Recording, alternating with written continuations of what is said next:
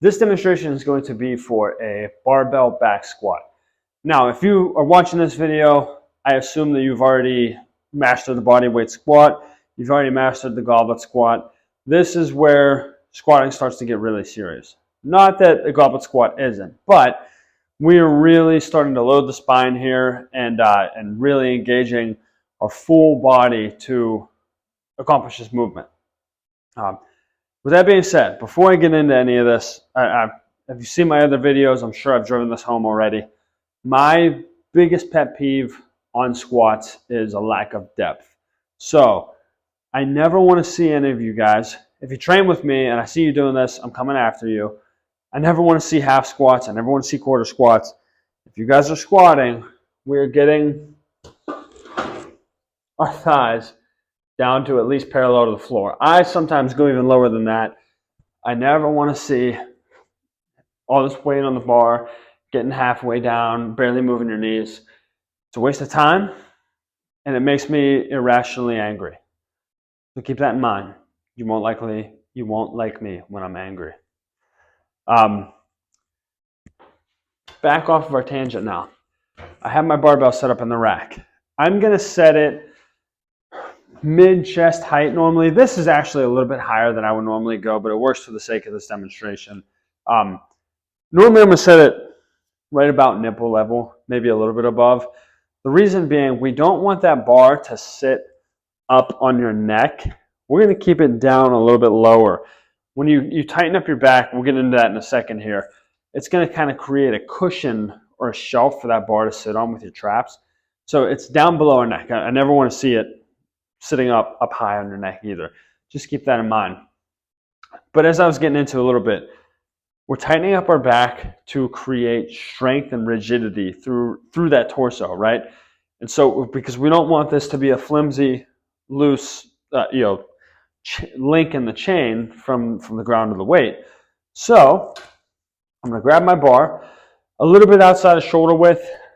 I'm going to tend to keep a narrower grip on these because it allows you to keep a little bit better tension in your back, but go as wide as you need to avoid elbow pain. We don't want to strain your elbows doing this. But I'm engaging my lats and pulling my shoulder blades down and back away from my ears, and I'm almost doing a pull up to get myself under that bar. Okay, so what I've done there is create a lot of tension in my back, and I've tightened up my shoulders to create a nice cushion that I can now lift that bar and support that weight. Now what you guys saw right there, the bar's in the rack, I'm tight, I'm standing it straight up and then stepping out. A lot of people that start to train for the first time, they'll be standing back here, they'll get themselves under the bar, and then they'll lift it out like this with their back. We always want to keep that load over top of our center of gravity as best we can so that we're not straining our back or doing anything outrageous just to get the weight out of the rack.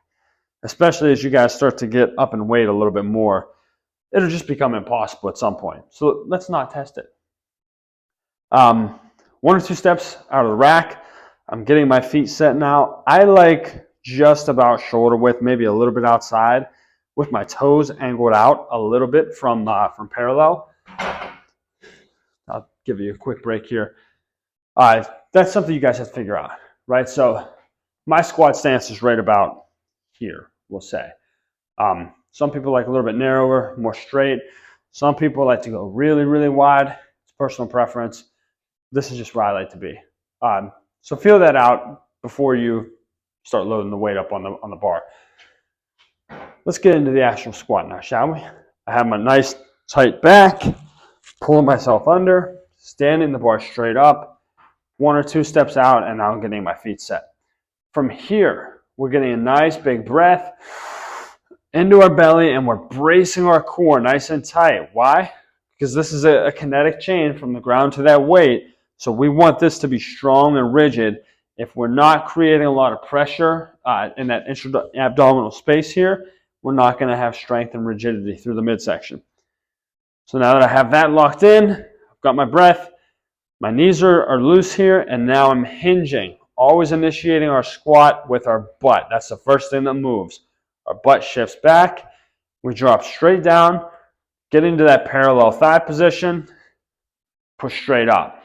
Now, I personally like to squeeze my butt at the top just to make sure that I'm using my glutes as much as I can here. Hips back, then the knees bend, we drop down, we get our thighs parallel to the ground, push straight up and squeeze at the top. When you are finished, we are going to walk the bar into the rack until we feel both sides contact. What we're not going to do is look.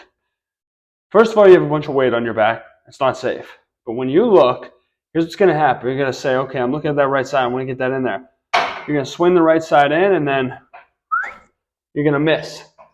We don't want to miss. So what do? We keep our head straight forward. Normally, there's a mirror here. Look at your beautiful face. Walk that bar in. Both sides touch, and then I can set it down. Now, an additional note that I want to make on the squat is that, as I mentioned earlier in the video, I'm a huge stickler for depth. And so if the depth is something that you struggle with, we're going to employ the use of an extra depth set implement. So that's why I've had this bench kind of sitting sort of in my way for this whole video. Because I like to start people who struggle with their squat depth on a bench. It could be a bench, it could be a plyo box, it could be a chair for all I care. It doesn't matter. What you want to do is find something that is at a comfortable, I don't want to say comfortable, at a height that is about where you start to lose comfort or stability in your squat, right? So I'm just going to put the bar on my back. It's empty. Don't do what I do. Do what I said earlier. So I'm standing up. I'm getting ready for my squat. And I'm just straddling the front of my bench here.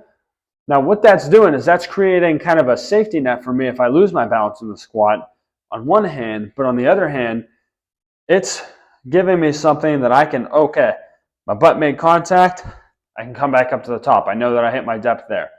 So I'm sitting my butt back, squatting down, touching, pushing straight up, squeezing my butt. Now, the height of this bench is fair for good depth here. For me, I have long legs, and so it's a little bit off from what I think normal people would see. But again, I want to see that your thighs are parallel to the floor, right? The tops of the thighs should be about parallel to the floor. Find something that is a good starting height for you and adjust your way down until you get to that position. Whether you have to use a camera set up on the side to check your positioning, that's fine. Work your way down. I'm not saying it has to be perfect right off the bat, but never forego your depth to put more weight on the bar. That is a barbell back squat and a modification to help you get your depth.